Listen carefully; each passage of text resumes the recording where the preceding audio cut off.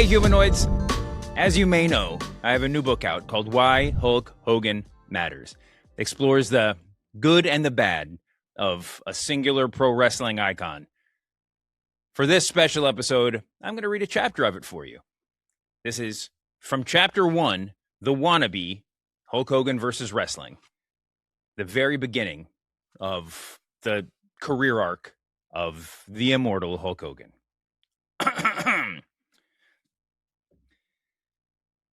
At 160 North Albany Avenue, a block off Highway 60, the road that cuts across the middle of both Tampa and the state of Florida like a world title belt, there's a white office building that used to be the center of the pro wrestling world for anybody born south of Jacksonville and north of Havana. There was a window in the middle of the storefront under a big hand-painted arrow that read Wrestling Office, Tickets. And on the plate glass to the left, in front of the white mini blinds, Deep South Sports Inc. This is where it all started. It was a nice enough building, but it wasn't arena-sized by a long shot. So naming it the Tampa Sportatorium was a bold choice. Cowboy Luttrell, who once got legit knocked out by Jack Dempsey in a boxer versus wrestling exhibition, named it that back in the 60s, back before he sold the promotion to Eddie Graham. The Sportatorium was the home of not just the Deep South office, but also the studio in which Championship Wrestling from Florida taped their television show every week and sent it out to the local stations all over the state. For folks watching TV in their living rooms, it was the home of the Briscoe brothers, the Great Malenko, Chief Wahoo McDaniel, the Funks, Hiro Matsuda, Dusty Rhodes, and Superstar Billy Graham. Superstar, by the way, was the in-storyline brother of Eddie, as well as of Dr. Jerry Graham and Luke Graham, all of them bleached blonde, but none of them actually related. In early 1977, 23-year-old Terry Bollea walked in. He didn't walk out. Okay, there's a fanciful version of the story where he walks in as Terry Bollea and walks out rechristened as Hulk Hogan, but that is not this story. The truth is probably more fantastic. He didn't walk out because he was carried out, or limped out, with either a broken leg or something less severe, depending on who you believe, or how much of the retelling has been retrofitted into the pro wrestling mythos. Perhaps this tale should serve as a disclaimer. There is nothing in the world of pro wrestling that you should take as a discernible fact unless you witness it with your own eyes. And if what you witness with your own eyes is inside a wrestling ring, obviously toss that aside too. Pro wrestling is a world of fantasy and fiction, of real athletes performing choreographed stunt work that straddles the line between reality and unreality. And all of that is structured deliberately to evoke a Pavlovian response from the crowd. Even if the viewer knows it's fixed, we are compelled to watch it as if it's real. The real world, the wrestler's life backstage and outside the arena, is no less mythological. In the modern era, as wrestlers have been forced to be honest about the fact that the matches are scripted, kayfabe is subtly shifted to cover the real-life lore instead of the in-ring product. We know the matches are fixed, sure, but the hell we went through to get there was worse than anything that we pretend in front of the crowds. And for his part, Hulk Hogan is not just a legend in the ring, but a legendary liar and exaggerator. Just like his on-screen persona, he's a peerless storyteller and a supremely unreliable narrator, which brings us back to Tampa. If you started out at North Albany Avenue and drove north from the Sportatorium about 9 miles, and then hooked a left, you'd be at 5305 North Armenia, which was Doc Castellano's Imperial Room Lounge. That's where the wrestlers hung out on Tuesday nights after the matches at the Fort Homer W. Hesterly Armory. That's where Terry Bollea hung out sometimes too, because he knew the wrestlers came in every week. He loved going to the matches, and he wanted to see the wrestlers in real life, see them at their dark tables, country and western music clinking in the background. That's where he met the Briscoe brothers. The Briscoes were pro wrestling royalty. Jack was a former NWA world champion and, with his brother Jerry, held tag team championships 6 times by then and would hold them another 14 times before all was said and done. The Imperial Room is where you would see wrestlers outside of their usual kayfabe pursuits, but the code still stood. Heroes on one side of the bar, dastardly heels on the other, groupies roaming freely between the two ends. Bollea had been working out, adding muscle to his enormous doughy frame.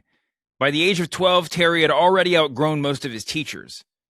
He walked around like a kid aware of his own shadow, too long, too heavy. In those days, Tampa was a divided place, equal parts paradise and scrapyard. the new highways running like arteries through neighborhoods that still remembered cattle and sawdust. He played baseball literally twice the size of the other kids on his team. He played well enough to catch the eyes of scouts for a while, before an arm injury derailed that track. But there was something in the way the crowd noise folded around him, even in Little League, that he never quite forgot. When he started going to the wrestling shows, he heard the echo of those crowds. He started lifting weights for real in his early 20s, and amid the clang of plates and the smell of iron dust and chalk, he began to rebuild himself into a wrestler. That's who the Briscoes saw, standing nervously off to the side at the Imperial Room one night, 6.5 feet tall with blonde hair to his shoulders. They looked him over and told him he should give wrestling a shot. Or maybe it happened at the other place, the bar where Belea's band Ruckus played, and the Briscoes went to see him there. Or perhaps Hogan pulled aside Mike Graham, wrestler and son of Eddie, whom Belea knew from high school, and begged him for a shot. Stories differ. In the history of pro wrestling in general, and Hulk Hogan in particular, there's no fact too benign to be falsified. But there's mythologizing, and then there's self-mythologizing. And the other concept that makes a mess of pro wrestling history is wrestlers' sometime insistence on making themselves the center of every story, whether they were or not. The wrestling term here is putting yourself over, the same phrase you'd use to describe a self-congratulatory in-ring monologue. So maybe the Briscoes made up their story to make themselves part of Hogan's origin story. Maybe Hogan made it up to be its hero. More than one thing could certainly be true, but in this case, it's fair to assume that at least one is a lie. Regardless, the ending was the same. Sure, the Briscoes and/or Mike Graham said to Bolea with a smirk, "Sure, kid, go to the office and ask for Hiro Matsuda." The Imperial was one thing, but the Deep South office was the place where kayfabe became reality. If you wanted to be a wrestler in Florida, that's where you went. When the cameras were off, the ring that they used to stage the TV show was called the Snake Pit, and the boss of the pit was Matsuda, the Japanese villain and mainstay of the Florida territory. Matsuda made you do 1,000 push-ups and 1,000 Hindu squats before you ever got into the ring. Then the real pain started, with Hiro in charge of weeding out the weak at heart with torturous hooking. The way Hogan told it, Matsuda wrestled in front of the crowd 6 days a week, and he ran the Snake Pit on his only day off. But the truth is Matsuda was mostly retired from the limelight by this point. He was still every bit the brute, though. He went hard at the newcomers, practically begging them to give up, to walk away and never come back. There were other tough guys around, too, to make sure you left aching, broken, and positive that pro wrestling was the realest sport there was. Bob Roop, a heavyweight Greco-Roman wrestler at the 1968 Olympics, twisted the applicants into painful submission. And if he was in a bad mood, Eddie Graham himself would get his licks in, too. And even his friends paint him as a borderline psychotic in his treatment of wannabes.